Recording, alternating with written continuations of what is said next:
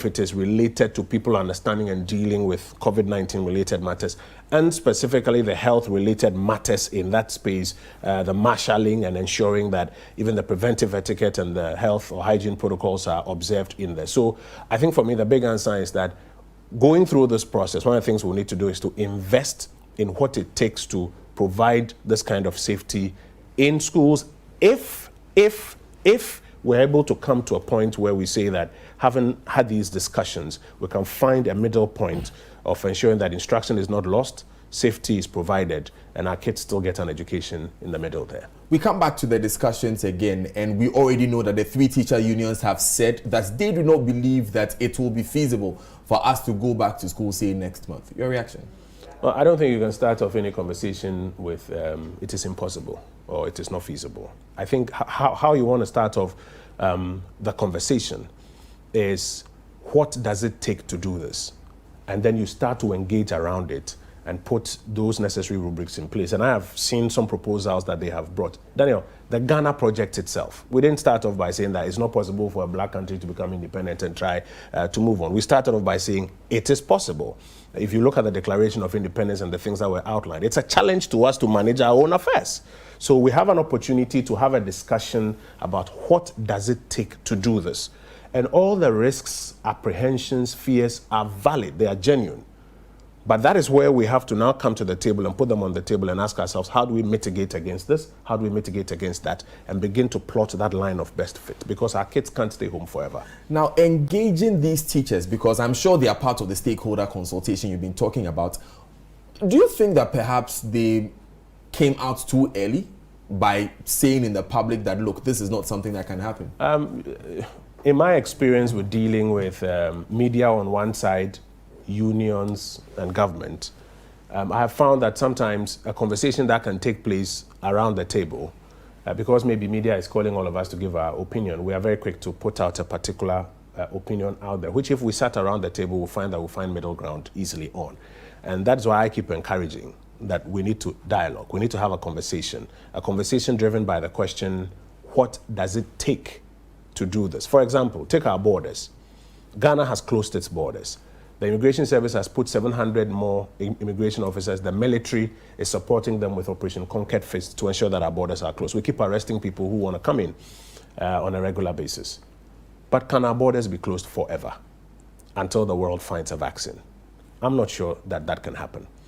So instead of saying, it's not possible to open our borders, we can't ever open our borders, what we need to do is to start a conversation. What would it take to open our borders? And I've seen already a number of proposals. There are those who say that anybody who wants to come to Ghana, let him be tested wherever he is. That means that you have to calibrate the testing systems there and be sure that they are good enough before you allow that person to come in. Some say even after that, still quarantine the person for about 14 days or whatever, so that you can still have economic activity taking place. And then you ease up the borders some more. I've heard those who say, no, you can never trust this. Introduce a mandatory quarantine and testing system here in Ghana. The problem with that is that if you have 50,000 people coming to Ghana a week, where are you going to put all of these people? But you can't start off by saying it is impossible. What we need to do is to engage, ask the questions, go through the teething issues, and arrive at the potential solutions. So you would have preferred that they had come to the engagement table? I'm not even going back to litigate on what they did and what they didn't do. I'm going forward, that we have an opportunity. I do know that they are engaging. We have an opportunity to sit around the table and raise all of these issues. I have seen proposals that the education community has brought forward, asking for some things that, okay, if it is to be done, why don't we do this? Why don't we do this? Why don't we do that? And they are meeting the teams to see some of those things that are being requested that may be for psychological impact, but may not necessarily be backed by science. And then we can arrive at some good middle point and see what can be done. So the current system, again, it's the current system that we have, the current system that we see. So it is necessary that we interrogate that. Even for the architecture of some of the buildings, we know we have a lot of 6-unit classroom blocks. We have a lot of schools that exist in spaces like that. We may need to quarantine. We may need to isolate. We may need to take people immediately to hospitals. Absolutely. What is that interagency cooperation that's taking place? Let me add to it some more challenges and make it a more dire situation. ask yourself what sort of toilet and sanitary facilities are available in all of these, school premises. Do they all have water? If you say people should wash their hands, etc. It's a complex basket of challenges. But at least what I do know is that, for example, the Ghana Education Service and the Ghana Health Service and the Ministry of Water and Sanitation are part of that engagement, seeking to answer all of these questions and to examine what it takes. And if we're able to come to a point where we have a good answer to put a good package together, then we can get into that space. Is this something that we can see happening? I know you mentioned timelines earlier and how you're not really bound by a timeline, but we know that the academic year has some constraints. If it goes beyond a certain month, we have to cancel the academic year. If it goes into a certain time frame, we have 2 streams of students staying at home, and it becomes 3 streams because at the moment already there's a lag. What deadline are we giving ourselves? Like I've said, I'm not aware that we have put deadlines on the table. We are going through a process of examining the various aspects of this conversation so that we can make a determination. And thankfully, WAEC has given that signal that any country that is able to calibrate a system that meets safety and examination administration standards, they, for example, will be willing to examine it and perhaps do a special case exam for that particular country. So there's a window. There's an opportunity to do your internal calibrations and therefore advance or thereon advance a particular argument. So I'm not sure it's helpful to impose timelines on us. If we do, we will rush and make some decisions for the convenience of time. We need to focus on what the odds are, answer those odds as much as possible, hear from parents and their apprehensions. I'm a parent, I have 3 kids. I am wondering, what does this exactly mean for my kids? I need to make an input as a parent. Are you scared for them? Every parent should be worried about it, but life is a calculated risk we take every day. Whenever you take an aircraft from one part of the country to the other, it's a calculated risk therein. But you have to ensure that there's a lot of science behind the aeroplane engine and the winds and the weather so that you can navigate that calculated risk and improve your productivity while taking that risk. And that's the same application we have to do here. So yes, we all have to be concerned. We all have to raise the issues, but we don't raise them within the context of it can't be done, it's impossible. We raise them within the context of what does it take? Because as I've mentioned, the dynamics of the virus as we see it here playing out in Ghana, and the fact that on one side, the world has not found a vaccine or an antidote yet, means that we need to find a certain middle ground. And that conversation is what will take us forward. I was checking the UNICEF guidance for COVID-19 prevention and control in schools that was published in March 2020. And it stated emphatically that school authorities should ensure that schools are not used as isolation centers and quarantine centers. We've seen that those plans were put in place in Ghana. Is that not in any way going against these protocols, endangering students? Well, one of the protocols that the World Health Organization put in place was general surveillance, that when people fall sick and they have symptoms, then you test them. We decided not to do that. We decided to do general surveillance plus enhanced surveillance. So the fact that we see some particular recommendation on the global stage, with the greatest of respect, does not necessarily mean that it ought to be taken hook, line, and sinker. It needs to be examined within the context of a particular country and a decision made.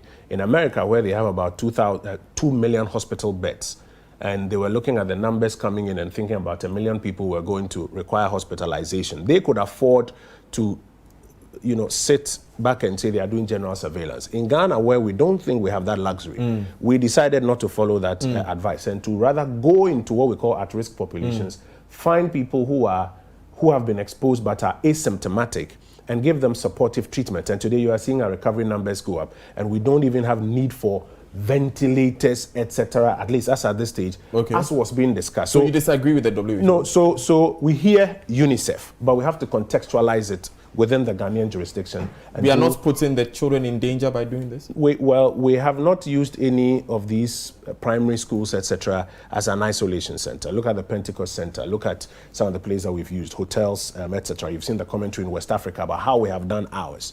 I'm just saying. But the senior high schools have also been considered. I know of senior high schools they have been considered on the table. We have, yes, we have considered them. I'm not too sure we have had opportunity to use them, or we have had to use them as was initially considered. But I'm saying that if you look within our context, we cannot say that because UNICEF says don't go in this area, we would have closed our eyes to that one. No, it was a possibility we put on the table. Thankfully, we've not had to use that because other possibilities have worked well for us. No school has been used as an isolation I don't have center. a brief today that says that a school has been used as an isolation center. I don't have such a brief today as I sit before you. But I'm just saying that the fact that UNICEF has said so does not mean that we will not examine it within our context. This particular pandemic and its fight must be country contextualized, and that's what we're doing here. Okay, finally, we know that government through GES has partnered with Zoomlion to disinfect all senior high schools across the country. Can you give us an update on this one? A good chunk of it has been done. The brief as I have it, at least from my last engagement with the education minister,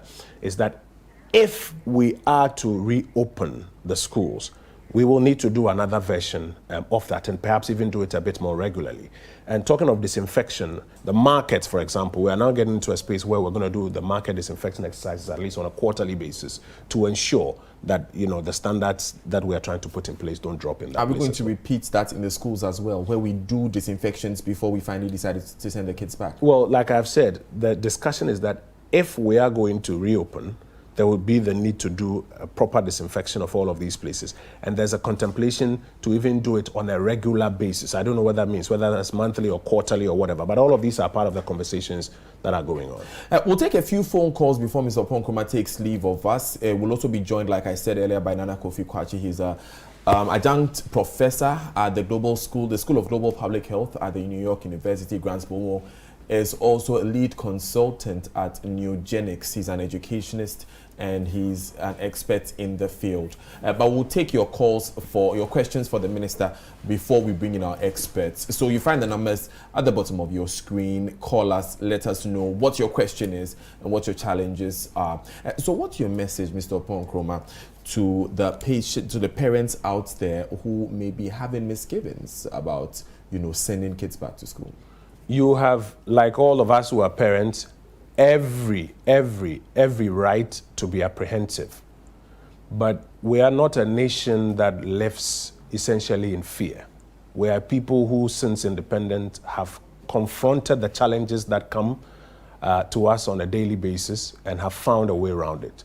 So while we have every right to be apprehensive, we have to come to the table with that apprehension, with the science, with the knowledge, with the data, and have a conversation about what it takes to do this in safety and to ensure that instruction happens. And it is that engagement that will lead us to a line of best fit to ensure that instruction doesn't suffer and our kids are also well protected. And that number is 0246-807-983. 0246-807-983. You can call us if you have any questions at all for Mr. Oppong Nkrumah regarding schooling or any other issue there.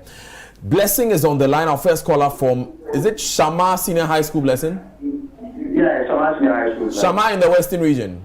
Yes, sir. Okay, good to hear you, Blessing. What's your question? Please, my concern is on using the schools as a center. Which center? As what center, Blessing? As isolation centers for COVID-19 victims. Okay. Do you have a specific question?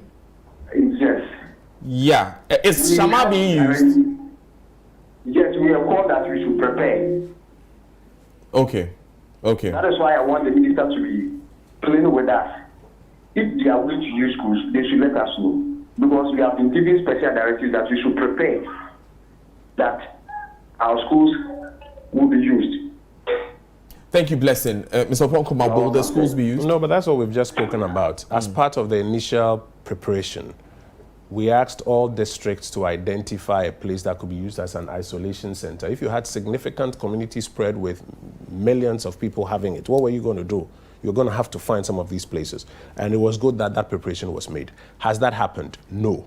We are even now having a conversation about what does it take to reopen schools. Do you think that we're going to reopen schools and still use the school as an isolation center? Obviously, no. That cannot happen. So to Blessing out there, I think he needs to, and all of us need to understand the context. In the beginning, when we didn't know what was happening, we didn't know the numbers, etc., every district was asked to make preparation, and districts identified schools, etc. But as I mentioned to you, as I said before you, we don't have any information that any school so far was used as an isolation So center. will they be used? But that's what I'm explaining to you. If we have even come to the point where we are talking about easing up and potentially allowing people to go back to school, everybody must know that it is not possible that you have kids in school and still use that school as an isolation center. So Sir Kojo is on the line from Kumasi. Good morning. Yeah, good morning, Daddy. What's your question? Yeah, my friend of about to congratulate the minister for the good work she's doing. In fact, she's not been an easy one, and we actually very well. But my concern this one has got to do with the fact that people who came into the country and because of the lockdown have not been able to return, have the signing and all that stuff. So if they need attempt by the government to consider them in a special way, that's my question. Mr. Bongo. Well, yes. The government has asked the missions across the country to gather data on who is out there, who is stranded, and who wants to come back home, and what are the potential conditions. All of this work that we are doing is driven by science and data, as we have said from the beginning. Okay. The missions are gathering that. Yesterday they gave a brief to the president on the numbers out there and the possibilities, and there's a team examining those possibilities. I know, for example, that one of the Arabian countries seeks to deport a number of Ghanaians, and special arrangements have to be made on how to receive that deportation cohort and test and quarantine and do something. But broadly, even on the broader level. Which country is this? Let them finish with the details and put the name out for us. It's still going through the diplomatic conversations, but that is a very high possibility that we could get a number of deportees who are coming in and would have to, because of the diplomatic conditions, receive them and quarantine them and take care of them. But the broader conversation also is to find out about who else is out there and would like to come back, and what are the conditions and how do we handle such a we had scenario. discussions about people being given the option to fund their trips back. That is data gathering. We ask the missions to gather data. Okay. So you have those who say, if there's an opportunity to come back, I'll be willing to pay for my flight and pay for my testing Right. and pay for my quarantine and my treatment. And then there are those who say, this is my condition, I can't do that. You need all of that data so that I can make a decision. And then for those who are here and need to go back, some of the missions have organized charter flights, requested for special permits, which we've granted, and they have evacuated some of their people out there. So we would like to encourage those persons to get in touch with their missions locally so that diplomatically that can be facilitated for them to exit as well. Kelvin is on the line from Tema. Good morning, Kelvin. Do I have Kelvin from Tema? Unfortunately, I seem to have lost Kelvin there. Okay, I have Kelvin. Hi, Kelvin. Let's hear you. Hello, sir. Great. Kelvin, what's your question for the minister?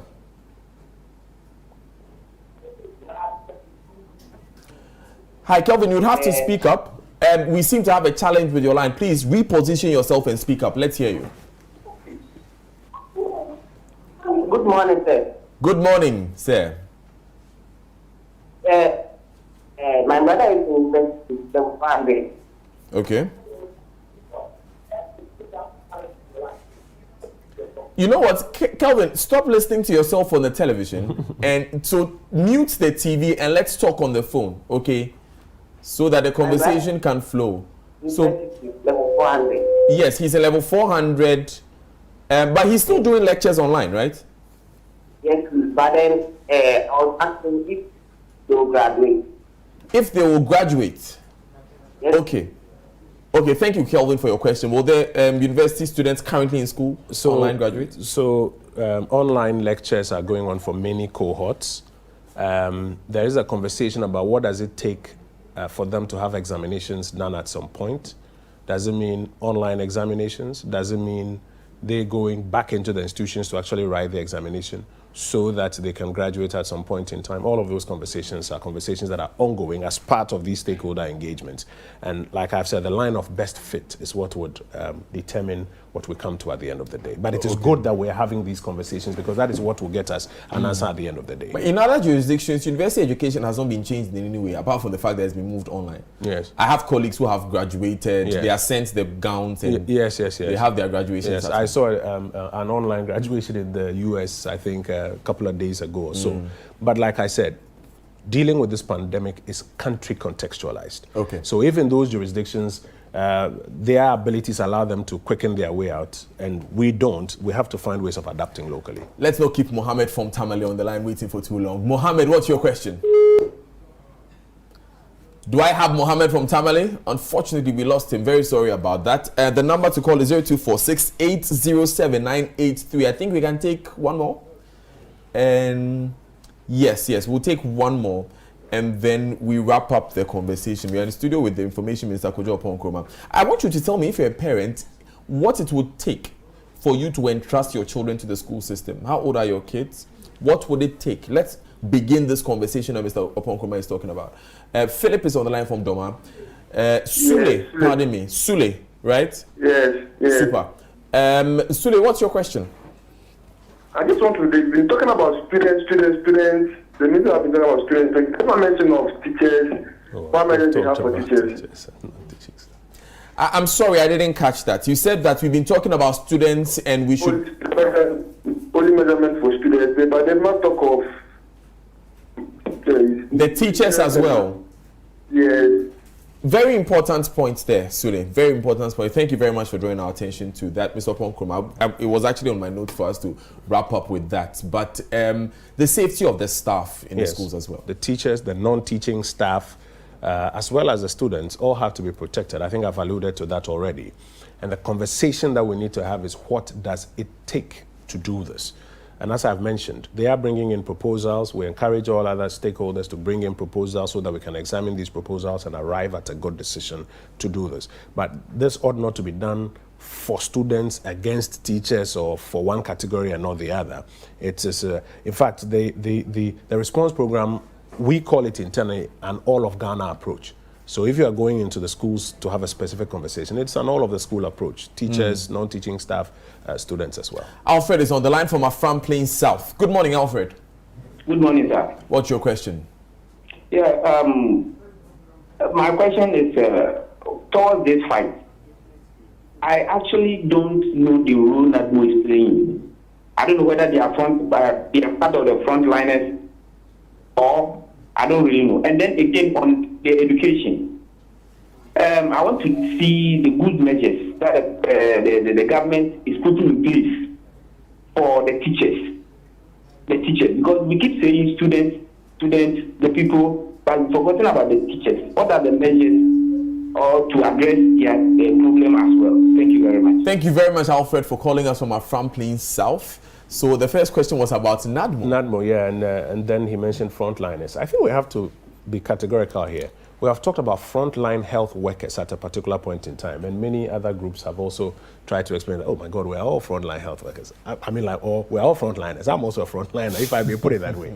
But I think the context in which that expression was earlier used by the president, and it's been used globally, is quite specific and it's understood. NADMO came in at a point when there was a need to distribute food in Accra and Kumasi during the lockdown in Accra and Kumasi. And then in also dealing with some of the places where they have isolation centers, and there's a need to move logistics, etc., here and there. NADMO supports in some of those places. That is my brief on the role of NADMO at this point in time. I want to reiterate that the conversation we're having is not just about students. It's about all in the school community, students, teaching, non-teaching staff. For example, the people who sell food at school premises. What does an opening of the school mean for their work? What do they have to do? What sort of hygiene etiquette do they have to also observe to ensure that they are protected, the food that they sell, the instruments they use do not become methods of transmission? So it's everybody involved, not just students. And it's not as though there's a pocket of solutions that has been put out now for us to say, what about the teachers? No, we are saying that let us start having the conversation about what it takes. Evans from Hacho is our last caller. Good morning, Evans. Good morning, how are you? I am blessed, Evans. Let's hear your question. All right, thank you so much, and thank Honorable Kojo also. They're doing a good job. Please, my question is that I think Honorable said they put plans for our colleagues who are in the diaspora to come back or to put down their names. We also have equally Ghanaians who are also residents in other European and other countries. They are also stuck here. especially some of us are students. Myself, I'm a student, and I came to collect data in March. I was supposed to go back in March. I have my family back in Germany, and they are alone in all these crises. Like my kids, they are kids under 3, and they are just alone. Unfortunately, they joined me 2 months before I came down, and it's so worried. Now you apply for these repatriations with the Europeans, and all they say is that they are taking their people, not if you're residents, they are taking their nationals. So we do also not get it. And some of us are stuck here. So what plans do they also have for some of these people if borders are going to be closed for long? Evans, before you hang up, there's a man at the back called Andrews. Give him your phone number because it's quite a unique case that you have presented. So that if we would have to follow up with the minister personally or with any other authority, we can give you the help you need, okay? Okay, thank you. Right, so hold on and give your number to Andrews at the back.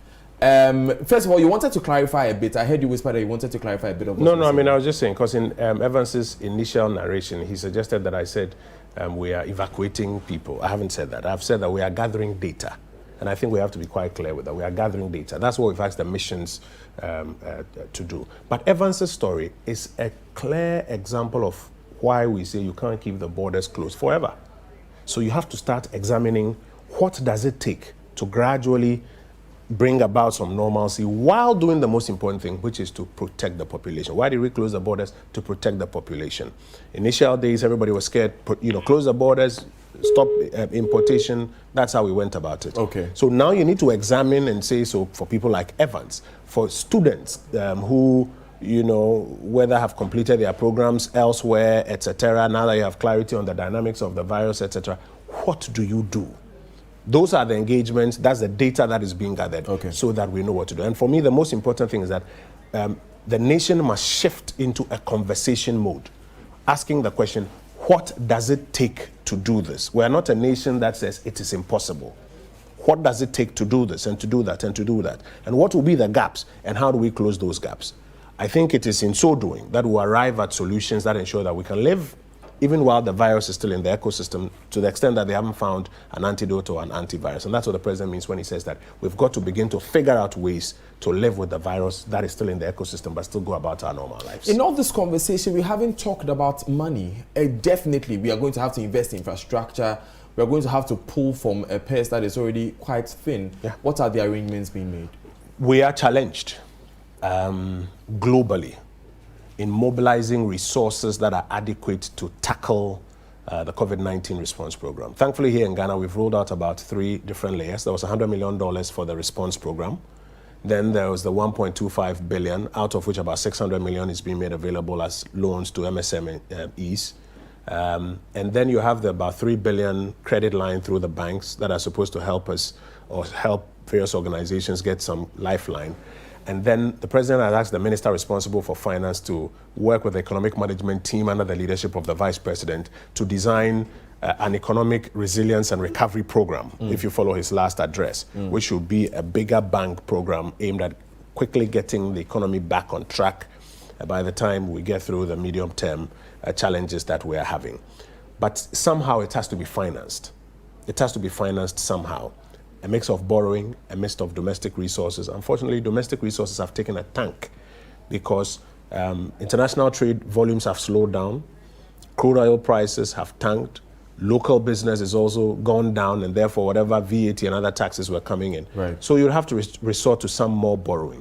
What that means is that how well we had done in the last 3 years, bringing the deficit down, introducing some caps around us, we will have to begin to understand. And even in Germany, for the first time in decades, they are talking about the fact that they even need to understand that they will breach some of those barriers, at least for this year, to contain the situation. And then after that, as part of the recovery exercise, begin to recalibrate to a point of normalcy. So the world is challenged, but leaders have to do their best. That's what President Akufo-Addo and the government of Ghana are trying to do for the people of Ghana. Even if it means breaching the laws that we made ourselves in the past 3 years, like the Fiscal Responsibility Act, what have you? The Fiscal Responsibility Act also says that if you have a situation that requires you to breach it, you have to come to Parliament and make a justification that I said 5%. But these are the irrevocable grounds for which I have to breach it, and Parliament will consider it. I believe that we are there now. And it is our expectation that the minister responsible for finance will do that before Parliament. And I'm not sure even a single parliamentarian will vote no. So the economic indicators will not do so well? This year, I think we can all begin to forecast and expect that we will not continue on the same trajectory as we were, because in the first 3 years when we were quickly running up the ladder, we didn't have a COVID-19 that was challenging the world. We do now. We have to adjust. It will take a, something has got to give. It will take a hit. But how do we minimize that hit? How quickly do we recover? That's what we've got to do. Paul Nkrumah, we're very grateful that you joined us. Daniel, thanks for having me. He's Information Minister, and this has been Beyond the Headlines. My name is Daniel Daz. The Prime Morning continues right after this. You want to stay for Social Watch today because we are talking about child abuse. As we were discussing earlier with the minister, look, it's become a big issue. Kids who are not going to school are being abused at a larger scale at home, as studies have shown. How do we keep kids safe? We have the experts who will be educating us with MFA. Stay.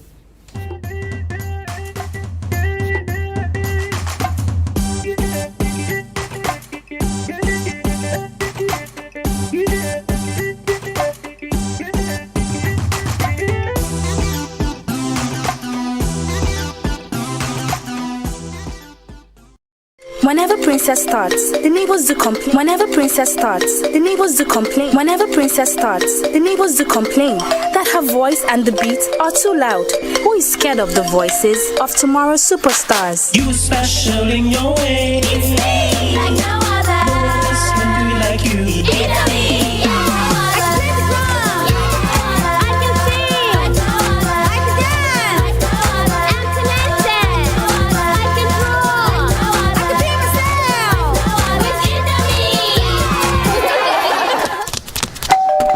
Must be a neighbor. You special in your way. It's me, like no other. No one else can do it like you. It's me, like no other. Here's to all amazing moms who identify and nurture the uniqueness in our kids. Indomie instant noodles tastes great. This advertisement has been vetted and approved by the FDA.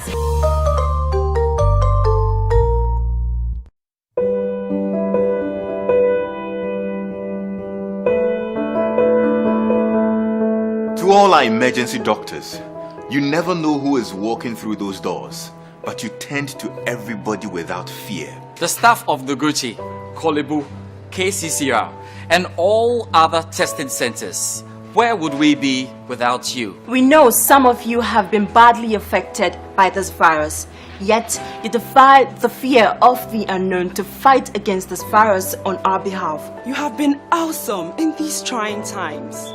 You put your lives on the line every day. We feel safe because we know you are there. We really do appreciate you all. And what we can say at this moment is thank you. Thank you. Thank you. Thank you. Thank you. Akbenani, that's all we can say.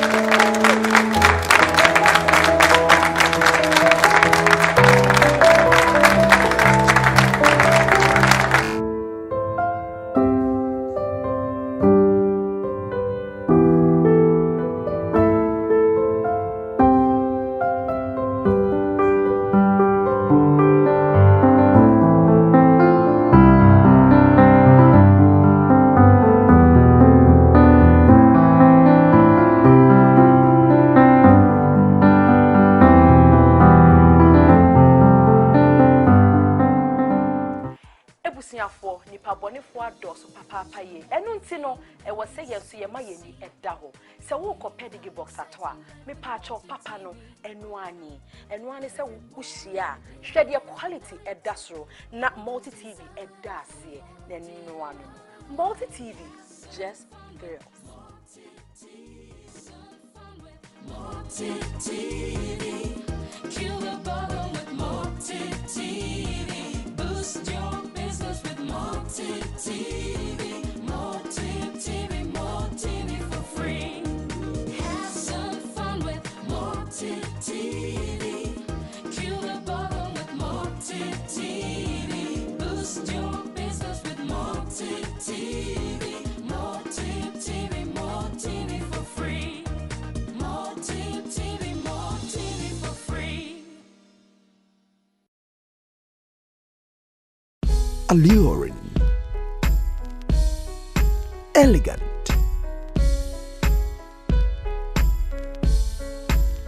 glossy, fascinating,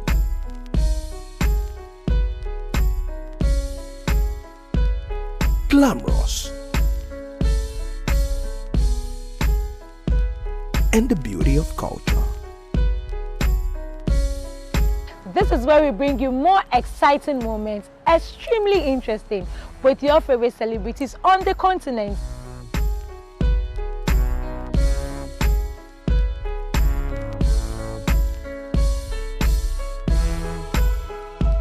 My name is Faiza Mohammed, and I welcome you to the new season of Family and Friends TV. Cheers!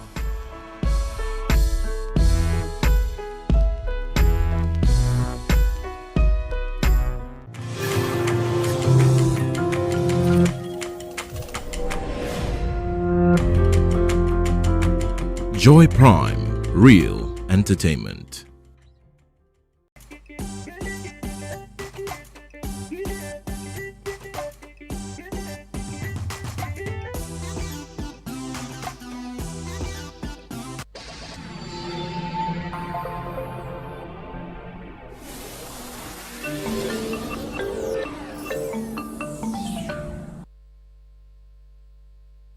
Welcome back. This is Social Watch, and today we're discussing child abuse, the cost of it on the individual and even to society. We have a backstory. Let's take a watch. We'll be back. Abuse of children comes in various forms and shapes. While some have visible scars as proof, others live a daily struggle of emotional and psychological consequences of what they've been exposed to. Whereas Ghana has one of the strongest economies in Africa, a growing body of literature shows that violence and abuse of children, including sexual abuse, remains very high. According to the United Nations Children's Fund, 3.4 million children in Ghana are subjected to some form of abuse. Data from the Ghana Statistical Service indicates more than 90% of children in Ghana report having experienced physical violence, both at home and in the school environment. Physical and sexual abuse is of a particular concern. The number of cases officially reported to the Domestic Violence and Victim Support Unit, DOVSU, of the Ghana Police Service are worrying. This week on Social Watch, we zoom in our lenses on these abusers, the likes of Jewel King, who as a child constantly witnessed his father physically abuse his mother, and the many others who rather endure it physically. The implications, the cost of child abuse, on the individual and the larger society, the strategy to curb the phenomenon, and the social support systems. Join us, let's explore the 5 W's and an H on the subject. This is Social Watch.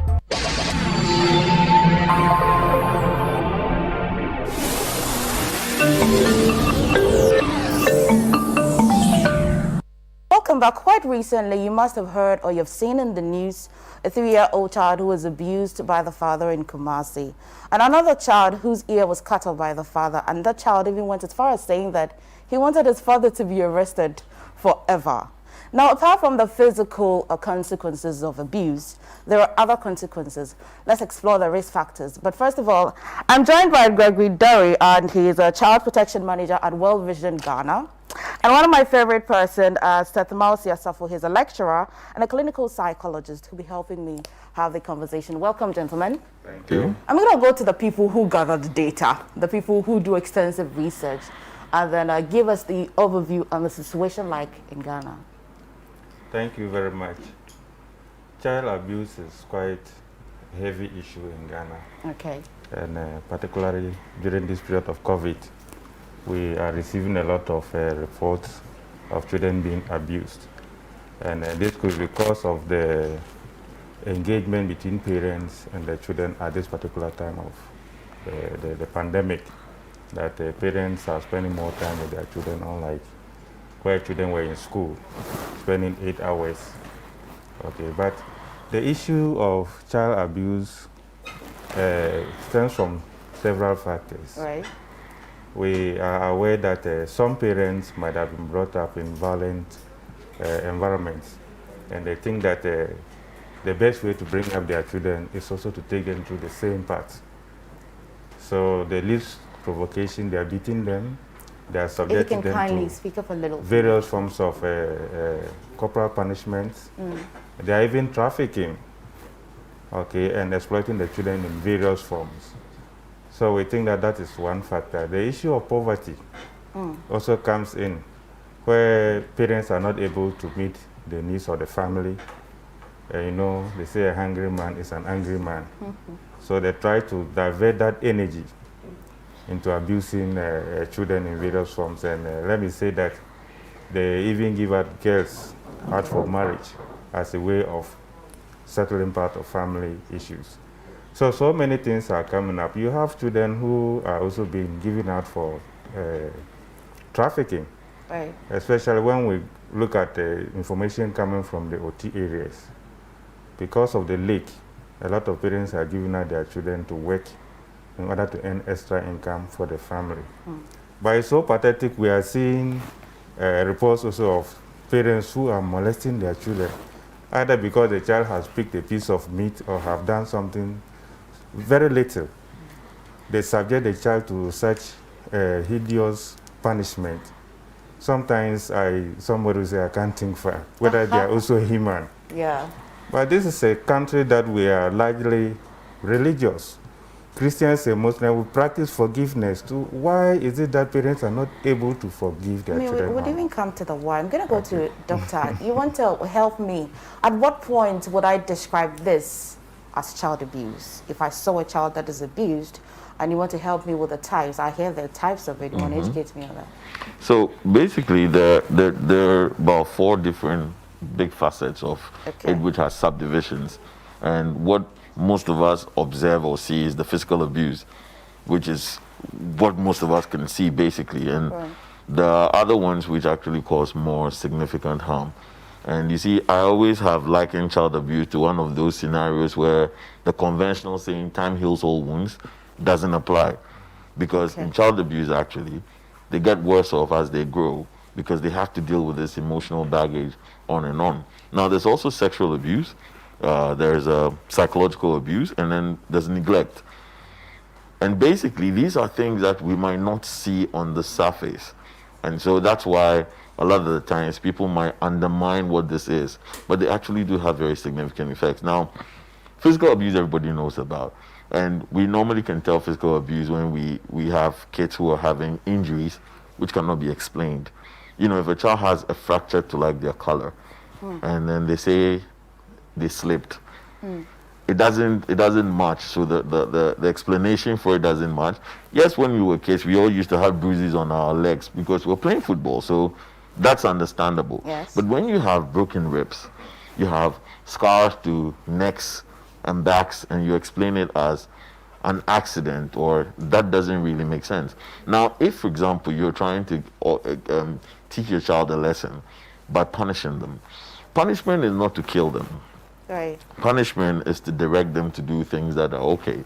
So if you ask me if I'm an advocate of corporal punishment, no. But I know it is part of our culture. And whatever punishment you're given must be proportional to whatever the act is. Okay. I never accept the fact that a child breaks a glass and is beaten. It's almost like saying you've never been a child before. Right. You were a child. No child gets up to intentionally break a glass or a plate. These are perhaps accidental. So if you're beating somebody up because of that, I consider it as a child abuse. Okay. I mean, today we'd like to focus our conversation around the emotional and the psychological effect, and even the risk factors, Great. and the type of adults or persons we're raising, Okay. the effect on the individual and even on society. Now, I'd like to find out what would make somebody be an abuser. Okay, so I mean, I like the literature and the Yes. theories behind it. So basically, from a learning perspective, we say that human beings learn both consciously and unconsciously, okay? Now, what you're used to becomes what is right in your mind. I'm using the word right reservedly, okay? Now, if you lived in an environment where abuse was sort of not frowned upon, or you lived in an environment where all you could see was abusing going around, in your mind, that is the norm. And because you don't have any other skill, you also might follow through on it. There's another level of how abuse can cause significant effects within an individual, for them to perhaps develop subliminally some form of psychological pathologies. Right. So in that space of not being psychologically sound, they could also become an abuser. So I normally will lean into these two, that something that you've learned or that you have become, it's something that you've learned one, or you become used to that pandemic, or you're trying to cope. So one way people cope with being abused is use of drugs and alcohol, Yes. which of course can impair your judgment. So imagine that mother or that father who's constantly abusing your child because they are intoxicated in a certain way. It's basically they trying to cope with some life challenge or some life stressor. In the same light, their judgment is impaired. So when they are beating out their child or whatever it is not as if they are well aware of it. Okay, I'll still come back to you. I'll come to World Vision, but I'll come back to you because the types of abuse that does not factually happen to the child, but things that happen around, maybe a mother being abused, a brother, or situations. We'll come back to measure the impact of that one as well. But World Vision, I like to think that you've done a few projects with social welfare and all of that. Would you say that we're seeing high numbers in this situation because social welfare probably is not properly equipped? What's your history with social welfare? Can you share with me? Yes, so World Vision does a lot of work broadly with the Ministry of Gender. Okay. And at the district levels with the Department of Social Welfare Right. and Community Development. For me, social welfare, let me put it this way, the ministry is not very well resourced. Okay. And this affects how much also goes to the social welfare department. Because growing up, I knew the Department of Social Welfare was very strong, but dynamics have changed. Population has grown, okay? We now have more districts, more regions, and still the numbers of, in terms of manpower, has not changed so much. So you don't find social welfare in the communities as much as they used to do. And a lot of child abuse issues, we need to work on the preventive aspects. How do we get parents, psych parents to change their mindset, to change behavior, social behavior change, so that they could begin to see the positives and how to deal with children in ways that do not actually harm or inflict pain. This is a lot of work. Currently, we do a lot of work on that, on the social drive with social welfare and other partners. But like I'm saying, due to inadequate resources, and we think that government should be providing more resources, especially at this time of COVID, where we are seeing rising numbers of children being abused. Okay. We need these institutions to work so that people are able to report, are able to refer, for them to take quick actions. Okay. Now, we'll come back to our conversation. However, we have a practical example. On the 8th of May, we did a special Mother's Day edition here on Prime Morning, and we're joined by a young lad, very vibrant, very creative, who shared a near story as his talent. Now, I wondered whether it was just creativity or he was just throwing a PT party for us to co-host, or it was a real story. Now, let's watch this to know if it's a real story or not. Gonna recognize them after I'm done marking them. See, I'll mark them to the extent that they won't feel good wearing the night shoes because they'll know they are wrong and not right, and that mark on the night shoes doesn't fit their body and foot. Yes, it serves you right. I'll just do it. I'll just give you a mark that reminds you of the dread I had on your life, like the apostrophe sign reminds us of Judas hanging on a tree after betraying me. You just try touching my mama, because my mama loves me to the moon and back. She's more like an astronaut, created space in her womb for me. And on the 9th month, I began to rock Earth. She's patient, obedient, and she went through all the trials just to set me free, just to let me be. And on this Mother's Day, say, Mommy, I love you. Happy Mother's Day to every mother out there struggling just so that their children can have a brighter future. Happy Mother's Day. That's right. Wow. Joel, so you're so emotional. Tell me, is this just a creative piece or this is real, like you said? It's real. Wow. And how old are you? My age? Yes, how old are you? 26. So how long were you experiencing this? For like 7 years till my pops left. Okay, he left or he... What do you mean by he left? Like till now, we don't know of his whereabouts. I see. Yeah. So is this what inspires you as a poet? Yeah, as an artist, as a poet, my struggles and everything, I don't let it infest me, so that I put anger out there.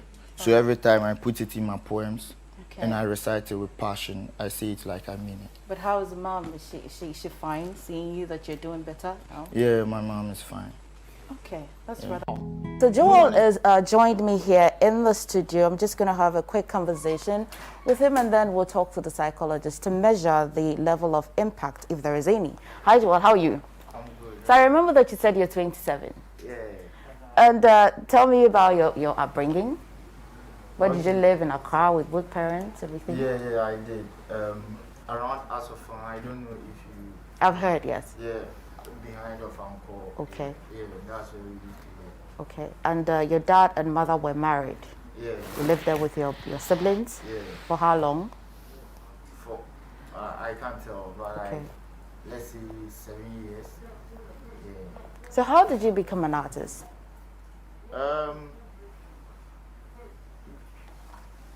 That's a long story, but then I was inspired by a teacher. Okay. So I began to write. So it was when I got to KNUST. They did a program called Chaskili. Then that was my first platform, and I began to recite. So I just realized, like, you can put messages in your poetry and share it out there. So I took it serious, not just a talent. Yeah, that's how I began to. Where's your mother? She's at Kufuridia right now. What does she do? She doesn't work because she's not healthy that much. Yeah. What do you mean by she's not healthy? She has some health issues. Okay, then you know the cause of this? Yeah, I think it's all from the past, from the way the home was. So she developed some problems, but she's kicking. What exactly is your state of mind? What is the problem with your mother, your father, and yourself? Is there any problem? Like with us? Yes. Well, I don't think there is a problem. Okay. But I mostly think, okay, growing up from the setting and the piece I wrote, growing up, it's like anytime you do wrong, there should be a punishment. Okay. And my mom was an example to that. So anytime she goes wrong, there is. So with that being said, it developed this notion. Every time your mother did something wrong, yeah, she was punished. Yeah. By who? By dad. What kind of wrong is this, and what kind of punishment is this? Mostly it's just an argument. Okay. You get it? It starts with an argument. Okay. And you realize they go up with exchanging words, then a blow follows. Okay. Yeah. And because of that, it was difficult for me to answer questions in class because I think when I go wrong, I'll be beaten. Okay. So even when I know the answer, I wouldn't say it. I'll just keep mute till someone says it. Then I'm like, oh, I knew that. I knew that. Yeah, so. Take me back to the house again. At the time that your parents would be exchanging words and then it led to physical blows, where were you and your siblings? Did you try to stop the fight? What exactly was happening to you and your brother or your siblings? Okay, so we're in our various rooms. Sometimes we come together just to listen or watch. Okay. And even when we try to stop, we can't stop him. He's much muscular than us. Like we just can't. And I think we should be educated too on how to stop these things, because just moving out of the house and let's say reporting to a policeman or someone that can come to stop it wouldn't be a problem or anything. But we were just so timid and we will hide in one corner, sometimes cry over it, Okay. and when it's over, everything comes back to normal. Are they still together as a husband and wife? Yes and no, because dad just flew away. He just fled. We don't know of his whereabouts. So like, divorce-wise on paper, I don't think it's done. Okay. But let's say because of distance, and we've not seen him for about, is it 12? Yeah, something like that. Okay. They are not together too. Okay. Yeah. What's your mother been saying about everything that's happened? My mom has a very big heart, and you see, mostly I used to think what dad was doing was right. So I grew up. Then I had this rewiring of mind, as in, why should someone be beaten if they go wrong? Like, can't correction be in a different way either than capital? Then I began to realize it was wrong, as in, she's a lady. Okay. And I think ladies are different in a kind of way. And if you are the husband, you need to understand certain things and know how to go about stuff. So it was there I began to know it was wrong. Okay. You get it? So my problem with my dad right now is that he was totally wrong. He had no right to hit mom. And I don't think mom never said anything bad about him. She's always like, we should pray for him to change. So if your mother said you should be praying for your father for him to change, did your father exhibit any signs of whether he had challenges? Was he ill? Was he always drunk? What was pushing him to do these things? That's somehow a funny question. Okay. My dad is a pastor, though. I said it in a poem. Oh, yes. Your father is a pastor. Yeah. So it happens, and then he would go to church to lead the congregation. Exactly. But did some of your church members know? Yeah, I'm sure some knew, and it's not something that was hidden. Okay.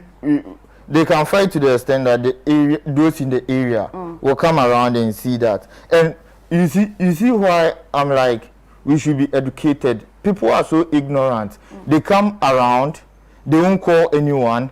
They are there, they just separate, and they know the next time they will fight again. If your dad walked into the studio right now, what would be your first reaction? If he came around here. Now, if he opened this door, yes, and walked in here. I'll tell him to apologize to my mom. Yeah, and also get to know what he did was wrong, because maybe to me, picking it up, I'm like, everything, anytime someone goes wrong, I should beat them. Because that's the right way to correct. Have you tried it before? Have you tried beating somebody before? Myself.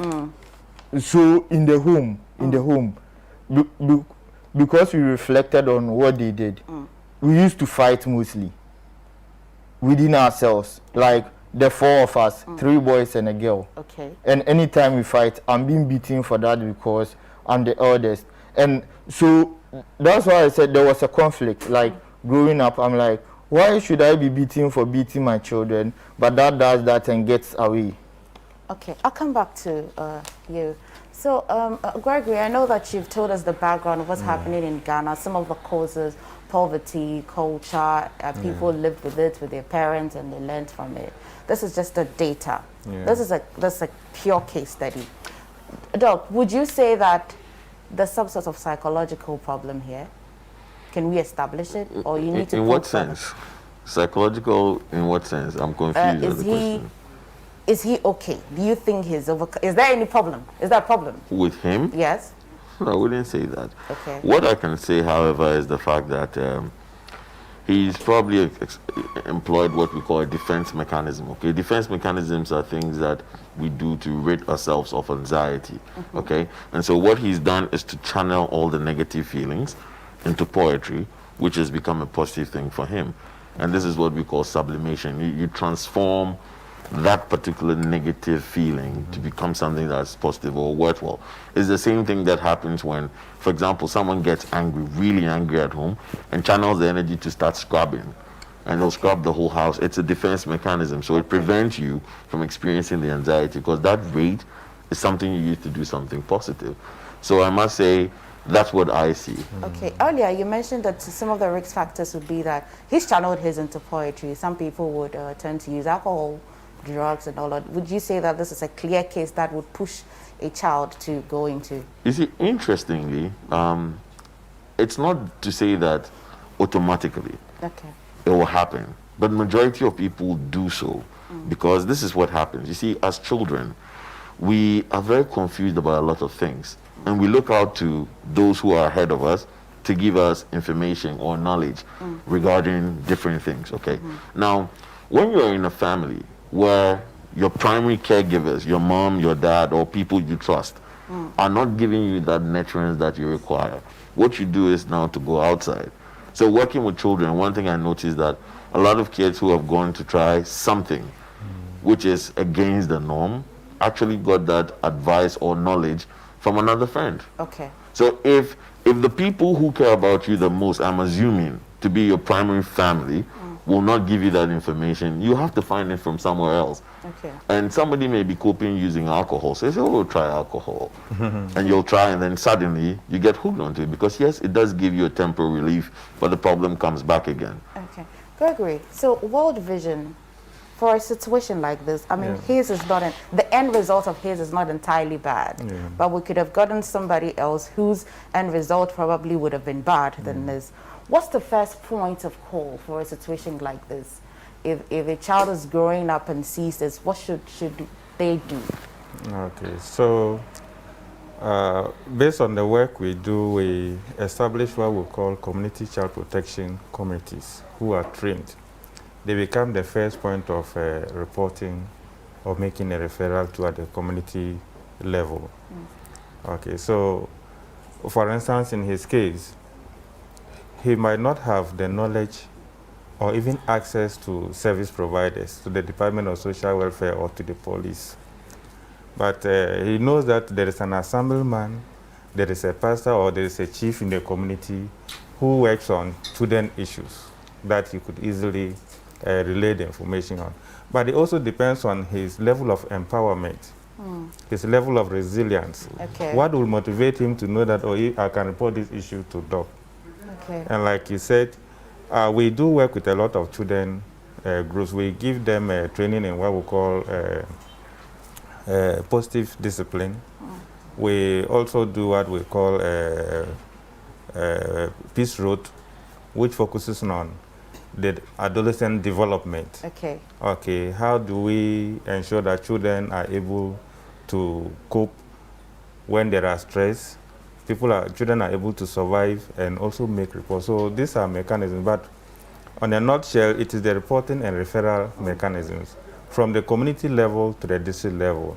Okay, so if you make a report to somebody in the community, is the person able to relay the issue to the higher authority in the district? Okay, for instance, if the case was an issue of sexual nature, which is criminal, we wouldn't expect that that should be handled at the community level. Okay. It should quickly be relayed to the police or DOFSU, who handle criminal issues. But here is an issue that has to do with maybe beating or some form of corporal punishment. Okay. Could there be a counselor in the community to talk to the parents? Could there be somebody who also sit with the child to also, like doctor said, to try to understand his situation and also put him on the right track so that we don't have that tension in the family that perpetuates the violence that is happening to. Doc, let's measure the reality, results reality, because the child may not even know the role of a chief in his community, a counselor in his community. Let's come back to the role of society, what we can do. Now, a child who is growing, who is nearly psychologically abused, that doesn't have bruises, what shall I look out for a child to know that there's something happening? If I don't live near to their house, how would I know? Excellent. So I would say that it takes a nation. In the sense that we know that children don't live in isolation. They'll go to school at some point or go to church. So there are other people within that child's ecosystem that may be able to pick out things. Now, a lot of the times I have said it becomes very problematic when you're doing a checkbox approach, where you're looking for, okay, per the literature, this is not there, so it is fine. So let's not get lulled by the fact that our kids don't have any of these things. One very important thing that you can get from kids very quickly is that if there's any sudden change in behavior, you should start to worry what is going on. And most kids are not able to communicate what they truly feel. If they're going through some form of stress, it's difficult to actually communicate. And so if you don't, for example, create that avenue where you talk to your children to get them to talk back, it becomes difficult for them to share this, especially when they are blaming themselves half the time for the kind of what kind of abuse they are going through. Especially with sexual abuse, they tend to feel like it's their fault. It's something they have done, or they feel like when I say it, they won't believe me. Parents out there, it's very important. Each time your child says something about anything that has to do with being abused, do not dismiss it. Don't say it's not true. Don't say it's not a big deal.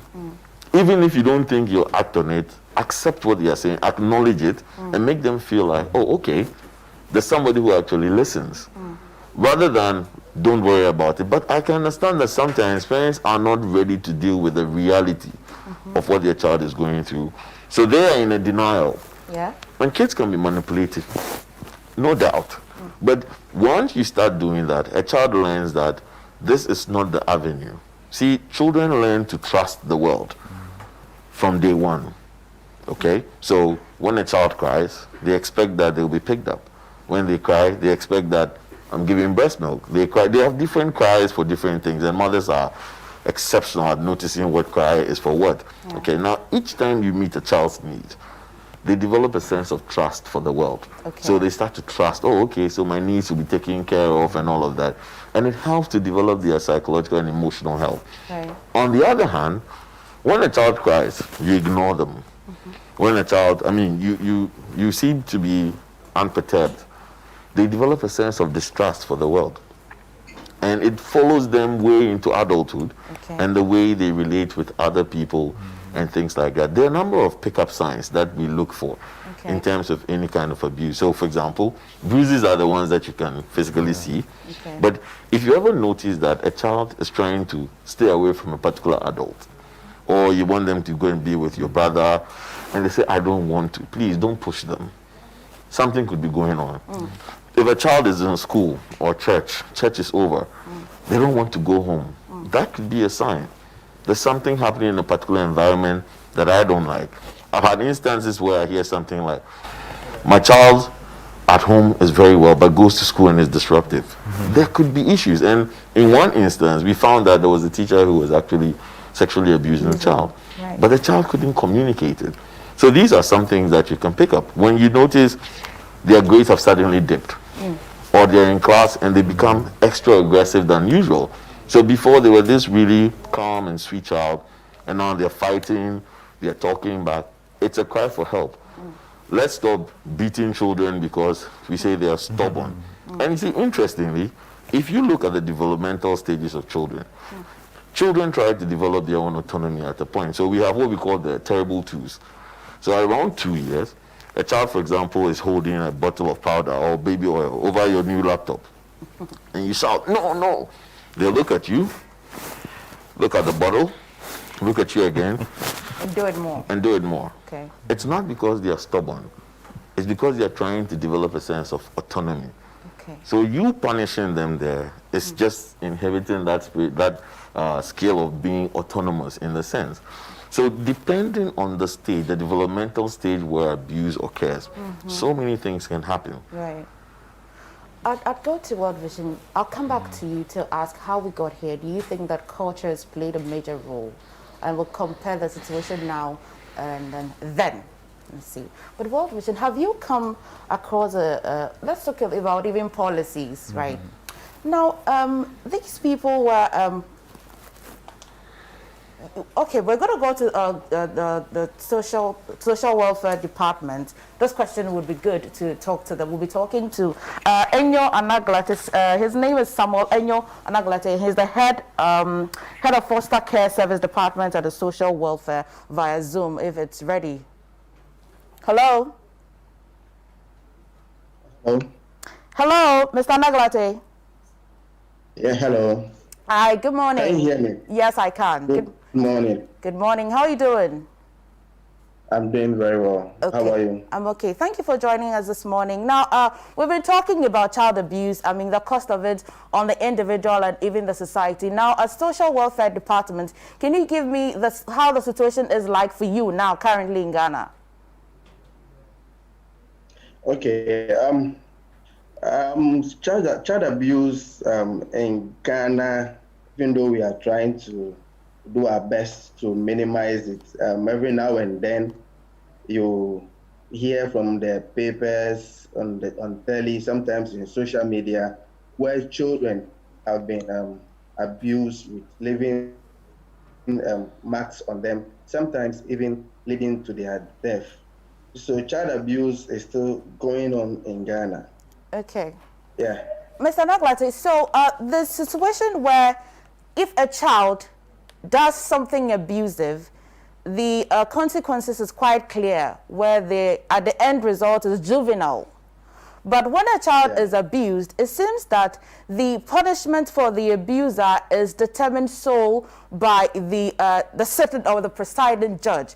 It means that there's no time frame. So we are able to measure the level of punishment that we give to these abusers. Are you struggling for social welfare? Are you struggling with this situation? Are your structures okay enough to fight this? All right.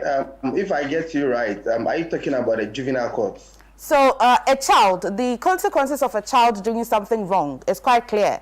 The end result is mostly juvenile, so that they corrective units.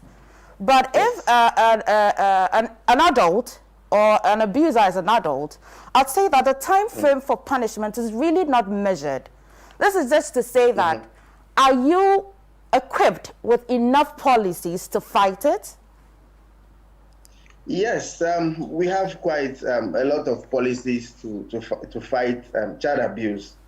So let's say, so let me mention some of them. We know the discussion. I've quite some of them. Hello? Were mentioned. Okay. Hello? Yes, sorry, I lost you a bit. Yeah. Can you hear me? Yes, I can. Thank you. Yes. Yeah. So I've been following the discussion, and I've heard some of the abuses mentioned. Okay. And let me just run through some of them quickly so that I can talk about the policies and the programs that we have to keep some of them. So, for instance, if a child is married to an adult below a certain age, it's a form of abuse to the child. Okay. And then we also know if a parent neglects and does not take care of a child that is neglected, and it's also a form of abuse. We also have physical punishment and all that. So when you come to the Ministry of Gender, Children and Children Social Protection and which social welfare is part of, we have a lot of programs and policies. Somewhere, I think in 2018, there was a policy called Child and Family Welfare Policy. And the aim of that policy is to set up structures in the communities to take care of abuse of children. Okay. And that is to put the power in the hands of community leaders, because almost all these abuses happen in communities. Okay. So we have queen mothers, opinion leaders, chiefs in the community that have been given some power to, as it were, if a child is abused, there are certain things they do. The queen mother can summon whoever abused the child into her palace, and then certain actions are taken with the help of the social welfare officer, and most of the time the police. So, and we also have anti-human trafficking unit at the ministry, which also seeks to prevent children's use on our lakes and in our farms instead of them going to school. We also can talk about even LEAP. Sometimes some of the causes of these abuses is poverty.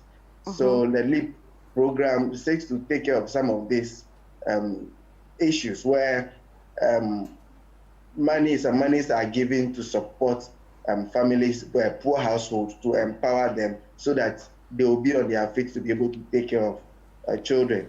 When you go to the communities, we have something we call casework, where social workers sit on cases as you witness in courts. So whenever a family is having challenges, which most of the time children are the ones that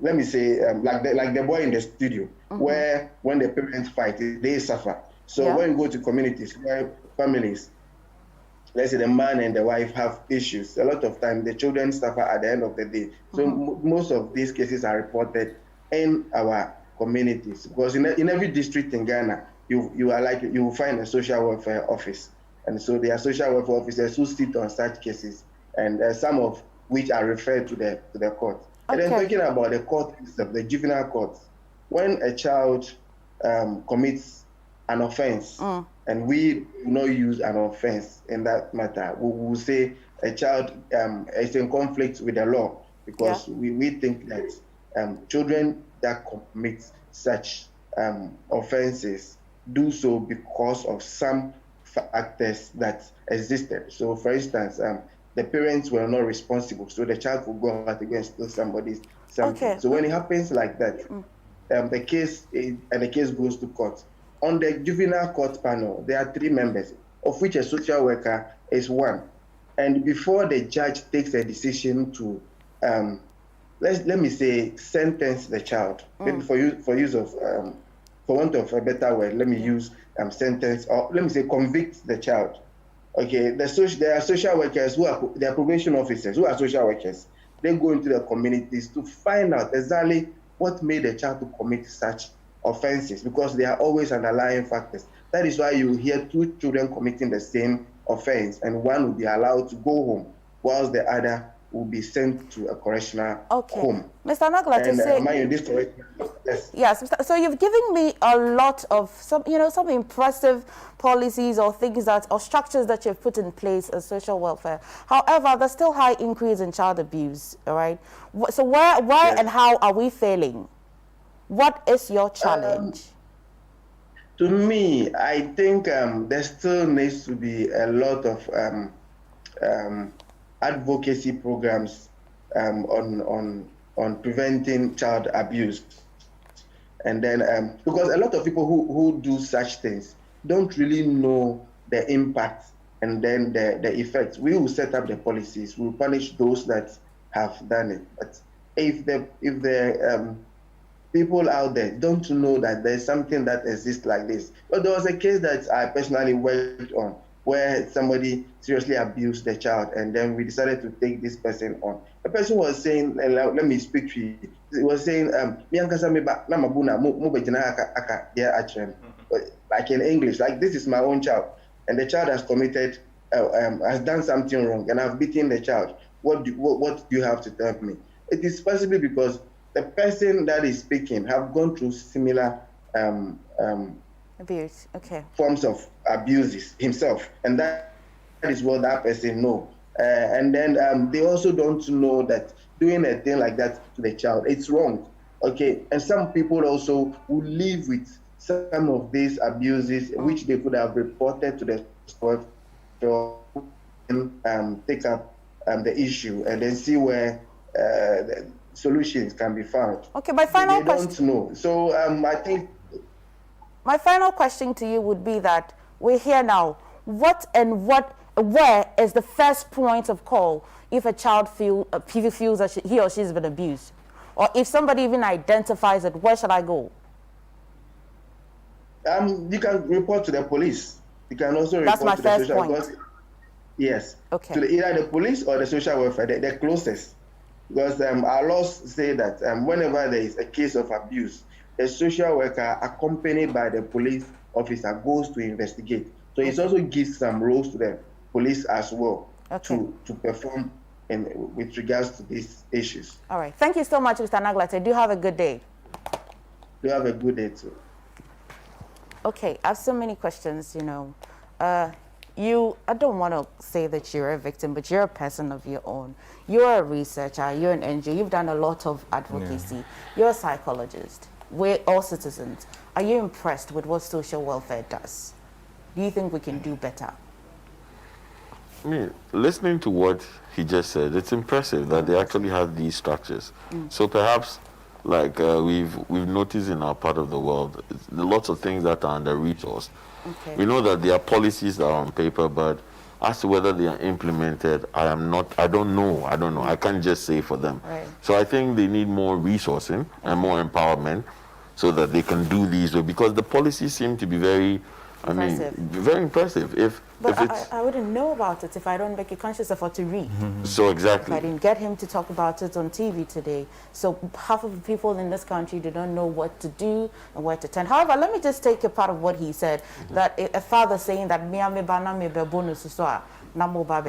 how do you draw the line, right? How do you draw the line in correcting your child, trying to raise or straighten up your child and being abusive? And even in schools. Yes. So you see, from the beginning, I said punishment is not supposed to cause pain, but it's supposed to modify behavior. Okay. So there are some prerequisites for actually implementing a punishment. Okay. One is that you implement punishment right after the negative act, so that an association is formed psychologically. So, when you're training dogs, like a dog poos in the living room, you pull the dog there, you probably let them smell it, and you take them out. They learn. This is what I don't want, okay? But, so if you delay the punishment, it loses its association, which means that you haven't done anything. Secondly, when you punish, you must point the good behavior out, which is another prerequisite. Okay. So I've punished you because I'm telling you, this is what you did. You should have done this. So you offer the positive alternative. Now, if you're not doing any of these things, then the beating really is considered by whoever you are punishing as an act of wickedness. Okay. Or something you're doing for your pleasure. Okay. And if you're beating me up because I spilled food on the ground, that doesn't make sense.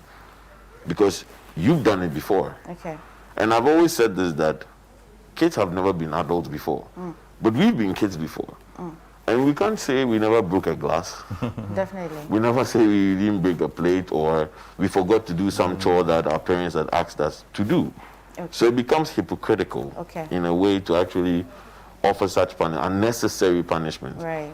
So we should look for other forms of punishment apart from just... I was going to ask you, what do you think about caning in school? But which is a big topic that we'll put on the table. But World Vision, the country depends so much on NGOs like you, advocacy companies like institutions like you. But can you just remind us what you're doing? Maybe somebody will pick up where they can turn to if there's a challenge again. Yeah, so let me begin by saying that with the type of work we do, I want to look at it from the community and the state. Okay. From the community, we want to focus on social behavior change. Okay. Because a lot of these child abuse issues stems from how people perceive, how people have been groomed, the kind of environment in which they live. So it's most likely that if you are from a community that is very violent, you are likely to behave in same. So we are looking at reaching out, empowering communities with information that will enable them to live positively so that children are not abused. When we come to the aspect of the state, yes, we have the policies. The assemblies are responsible for child protection. Okay. How much resources do they make available to ensure that children in the district are protected? The Department of Social Welfare, yes, at the national level, but at the district level, they belong to the district assembly.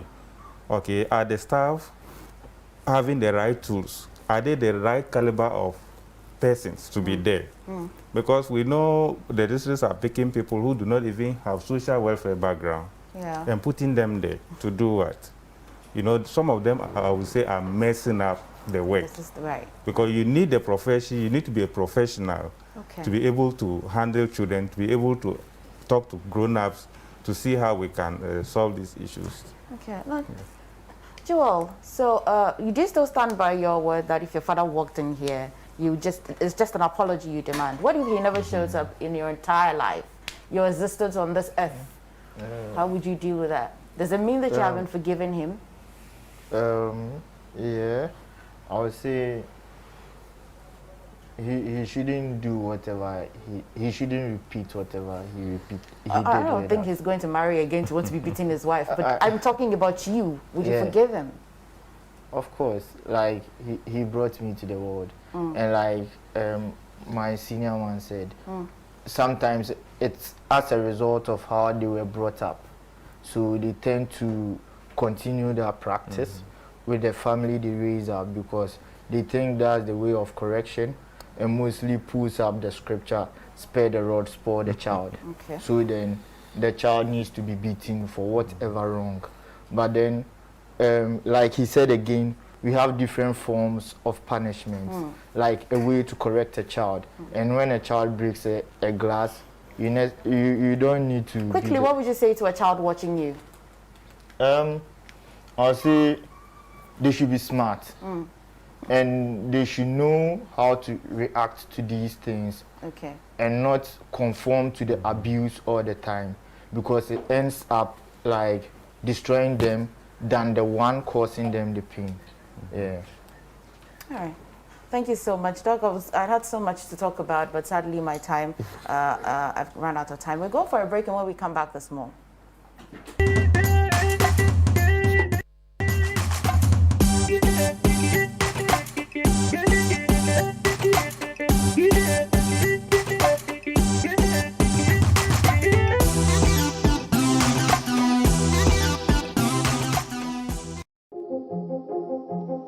This week on Joy Learning, SHS2 lessons Monday to Friday at 4 p.m. and at 9 a.m. Monday, Financial Accounting, Accounts of Manufacturing Organizations. Tuesday, Business Management, Characteristics and Problems of Developing Countries. Wednesday, Biology, Respiration in Mammals Part 2.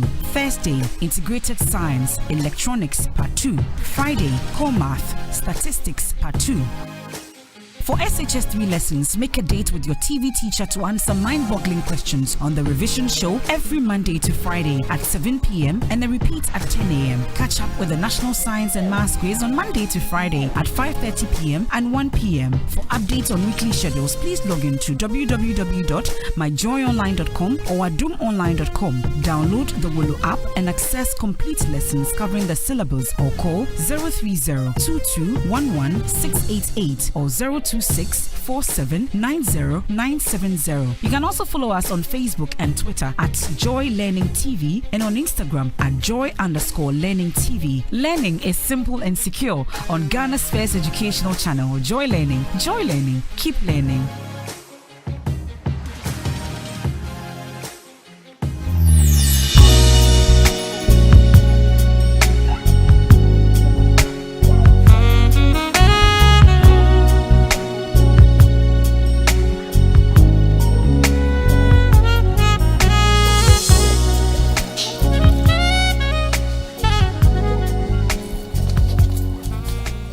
Say a Casaluna was a wonko, now so would shrinkwa.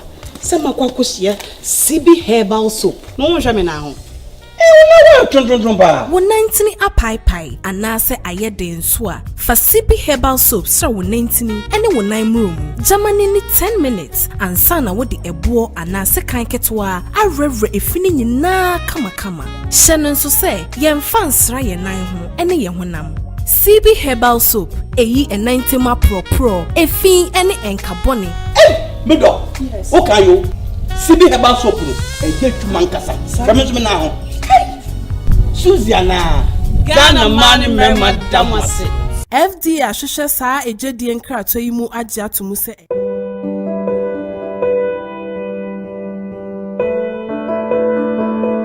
No one, no training, no amount of preparation can get any professional ready for this kind of pandemic. We feel safe because you know you are there. Thank you, all our frontline health workers. I want to say thank you to the first responders and the ambulance crew rushing to situations unknown. The call center operatives who stay on the other end of the phone lines 24/7. Thank you. To cleaners at the hospitals and in isolation centers. Today, your job is more dangerous than ever. Thank you. Akpenami. We feel safe because we know you are there. Thank you, all our frontline health workers. Thank you. Thank you. Thank you.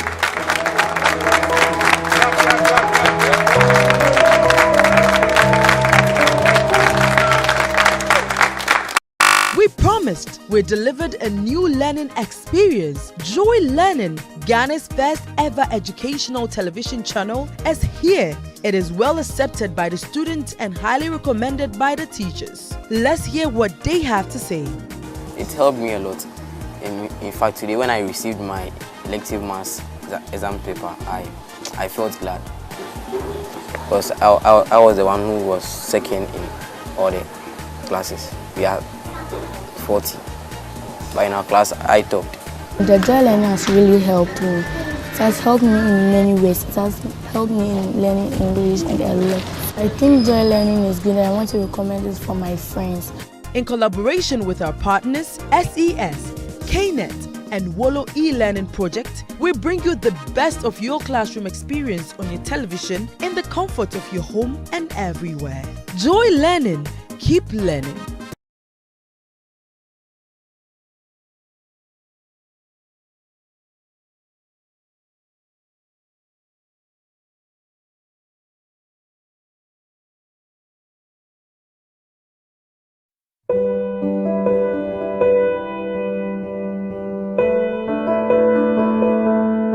To all our emergency doctors, you never know who is walking through those doors, but you tend to everybody without fear. The staff of Noguchi, Kolebu, KCCR, and all other testing centers. Where would we be without you? We know some of you have been badly affected by this virus, yet you defy the fear of the unknown to fight against this virus on our behalf. You have been awesome in these trying times. You put your lives on the line every day. We feel safe because we know you are there. We really, really do appreciate you all. And what we can say at this moment is thank you. Thank you. Thank you. Thank you. Thank you. Akbenami. That's all we can say.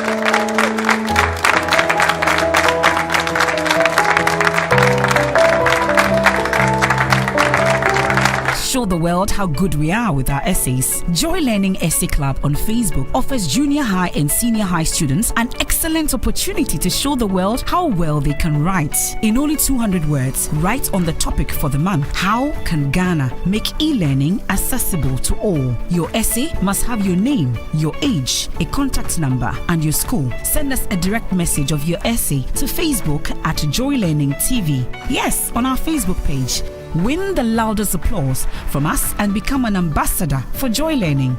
Remember, the deadline is Monday, 25th May 2020. Essay Club is brought to you by Joy Learning. Joy Learning. Keep learning.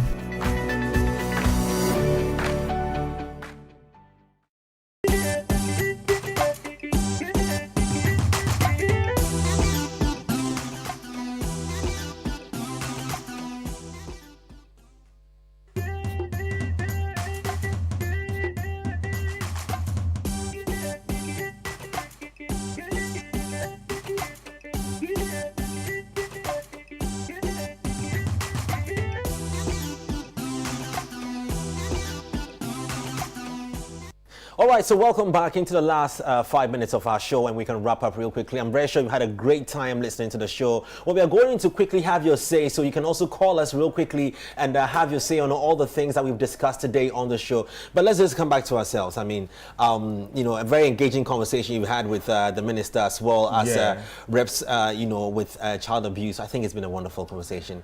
I've had a very full day. I've had a very, except that the PPE was a bit suffocating. I know. Glad you didn't choose a health profession, really.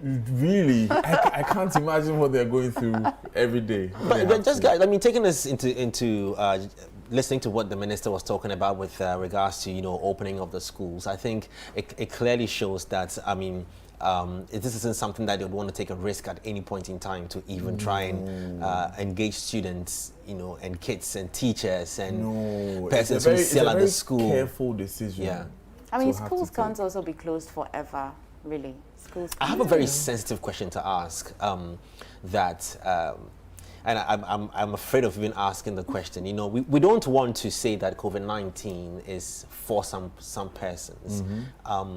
And I mean, in this conversation, I want to ask that kids. No, maybe I shouldn't ask this question. It's a very dangerous question to ask. There's a caller on the line. There's a call on the line, but I'll still ask that question anyways. Well, hello, good morning. Morning.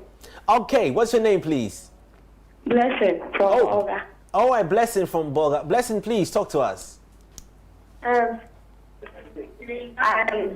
is doing great things for us, and I want to commend you for that.